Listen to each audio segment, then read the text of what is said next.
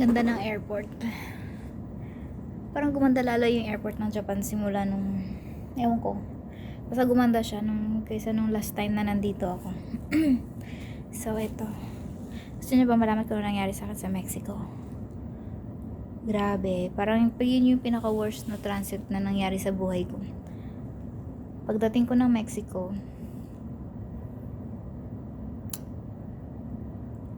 lahat kasi doon dadaan ng immigration eh. So, since wala akong visa, kasi transit lang ako, na nag-undergo ako for second inspection. Tapos, syempre, hindi nila tinatakan yung passport ko kasi nga transit nga lang. Dinala nila ako dun sa isang room. Actually, hindi malaki yung room eh. Pero nakalock siya. Nakalock dun. Kinuha yung phone ko, tsaka yung mga gamit ko. Passport ko, boarding pass ko. Eh, yung transit ko is 13 hours and 30 minutes. So, ganun kahaba na nandun ako sa room na yun. At ang malala pa, yung officer na naka-assign doon hindi marunong mag-English, as in zero English. Tapos yung mga kasamahan ko, mga Latino, zero English din. Para ako lang yung nag-iisang nagsasalita ng English.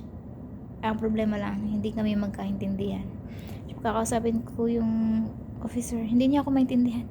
Nakausap niya ako, hindi ko rin siya masyado maintindihan kasi nga may Spanish is poquito. So ayun, tapos ang malala pa dun, hindi ako nasikaso ng Avianca, yung airline, para dun sa food ko. So dumating ako dun alas 12 ng tanghali. 11 PM na nung pumunta yung security para magtanong kung anong kakainin ko. Imagine, ang tagal kong hindi kumain, gutom na ako, tapos ang sakit na ng tiyan ko. Masakit din yung ulo ko, hindi ako makapag-isip na maayos. Nai-stress pa ako kasi wala akong magamit na phone. Syempre bored na bored ako. Kasi nga kinuha nila. So ayun. Grabe, tapos sinasabi ko dun sa officer, bibili niyo naman ako ng food, nagugutom na ako. Hindi niya ako maintindihan. Tapos wala daw bibili kasi nga busy sa immigration. Tapos yung mga kasamahan ko, mga transit din yung iba is offloaded. Yung mga pumunta na mga Latino sa Mexico tapos hindi sila pinayagang pumasok, nandun din sila kasama ko. Meron ako nakausap na isa, medyo marunong siya mag-English. Galing sila ng Colombia, tapos hindi sila pinayagang pumasok ng Mexico. So, nandun sila nagstay ng 24 hours. So, pagdating ko doon, so mga ilang minutes paalis na rin sila, pero nakapagkwentuhan kami. Nung una na shock ako kasi akala ko makukulong na ako doon. Hindi pala, yun pala daw talaga yung transit area nila. Ang problema lang, sobrang higpit ng transit area nila. Akala mo na may mawawala sa Mexico. Ano kaya maganda dun? Drug cartels. Hindi katulad dito sa Japan, pagbaba mo ng aeroplano, transit ka lang, hindi ka lalabas na immigration. Ayun, ang lawak na ng nilakad ko. Lakad ako ng lakad. Hindi siya usual na transit area kagaya sa ibang bansa. Sa ibang bansa, pagbaba mo ng aeroplano, dun ka sa mga gates, lumakad ka ng lumakad, okay lang. Gamit mo yung cellphone mo, kumain ka kung saan mo gusto, basta huwag kang lumabas dun sa dun sa international area. Sa Mexico, hindi. Dadaan ka ng immigration, tapos ikukulong ka nila dun sa loob ng kwarto. Okay lang din na mag-transit ka doon basta meron kang visa, transit visa, US visa, Japan visa, pwede yata. Kasi sa immigration tinanong ako kung ano yung mga visa na meron ako. Kita naman niya may Japan visa ako kaso expired na yung visa ko. Tapos sabi ko, meron akong Australian visa pero nagamit ko na rin. Kasi nga, tapos Iba dun. So, kung Filipino ka tapos gusto mong pumunta sa ibang bansa with transit to Mexico, tapos wala kang US visa or Mexican visa or Japan visa na valid, I don't recommend you to transit there. Lalo na kapag matagal yung transit mo. Okay lang kung mga 2 hours, 3 hours. Pero pag matagal, sobrang boring. Hindi mo magagamit yung phone mo. Bawal. Tapos, parang kang nakakulong dun.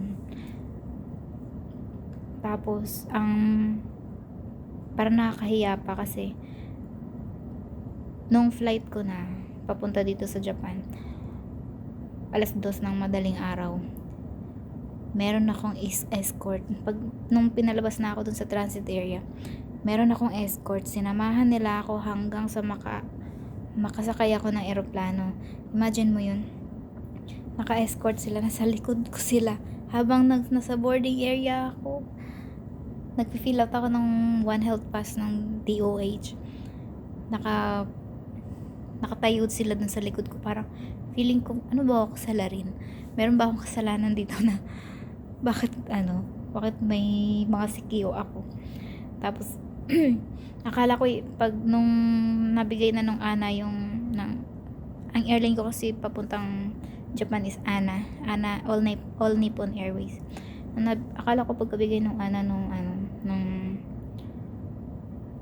boarding pass ko, iwan na nila ako. Hindi, nakaupo ako dun sa boarding area. Hindi sila umalis.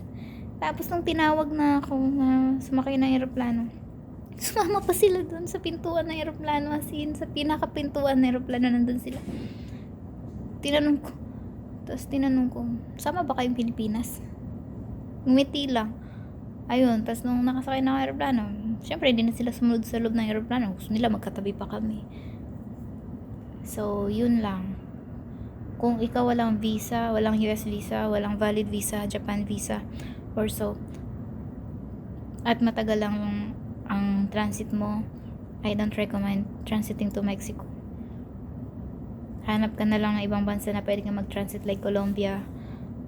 Sa Colombia, easy lang. Pagdating ko doon, actually, yung transit ko pwede akong lumabas kasi duman ako na immigration, tinatakan yung passport ko. Tinanong ako, what are you doing here? What are you doing to Colombia?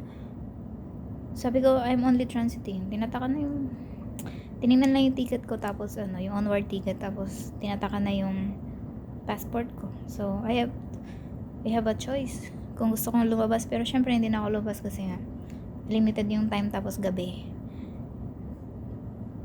So, ayun. Maganda rin mag-transit dito sa Japan.